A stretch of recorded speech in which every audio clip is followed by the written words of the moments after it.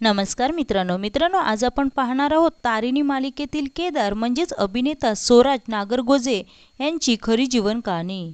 Zee मराठीवरील लोकप्रिय मालिका तारिणीमधील केदारची भूमिका साकारणारा अभिनेता स्वराज हा सध्या आपल्या दमदार अभिनयामुळे आणि देखण्या व्यक्तिमत्वामुळे प्रेक्षकांच्या गळ्यातील ताईत बनला आहे।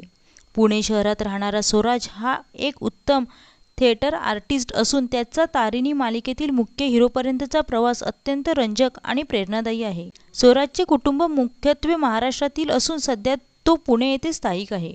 त्याला लहानपणापासूनच अभिनयाची प्रचंड आवड होती। त्याने पुण्यात राहून अनेक नाटकांमध्ये काम केले आणि एक थिएटर आर्टिस्ट म्हणून आपल्या अभिनय प्रवासाची सुरुवात केली।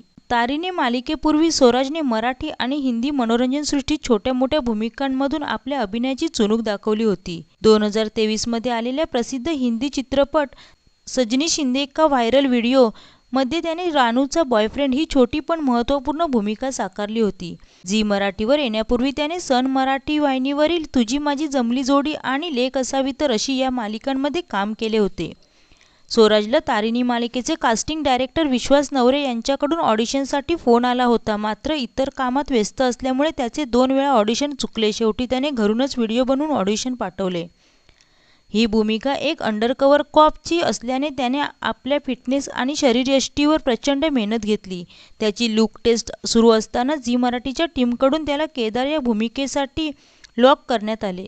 स्वराजच्या आयुष्यात त्याच्या पालकांचा मोठा वाटा आहे। स्वराज सांगतो की त्याचे बाबा त्याच्यासाठी खूप लकी आहेत। ऑडिशनचे रिझल्ट येण्यापूर्वीच त्याच्या वडिलांनी काळजी करू नको, तुझे सिलेक्शन होणार असा विश्वास दिला होता आणि तो खरा ठरला। स्वराजने या मालिकेच्या निमित्ताने आयुष्यात पहिल्यांदाच ॲक्शन सीन्स केले आहे। मालिकेत तो केदार नावाच्या एका अशा मुलाची भूमिका साकारत आहे जो समाजातील गुन्हेगारी नष्ट करू इच्छितो। तर मित्रांनो, तुम्हाला तारिणी मालिकेतील केदार म्हणजेच अभिनेता स्वराज नागरगोजे याचा अभिनय कसा वाटतो हे कमेंटमध्ये नक्की सांगा।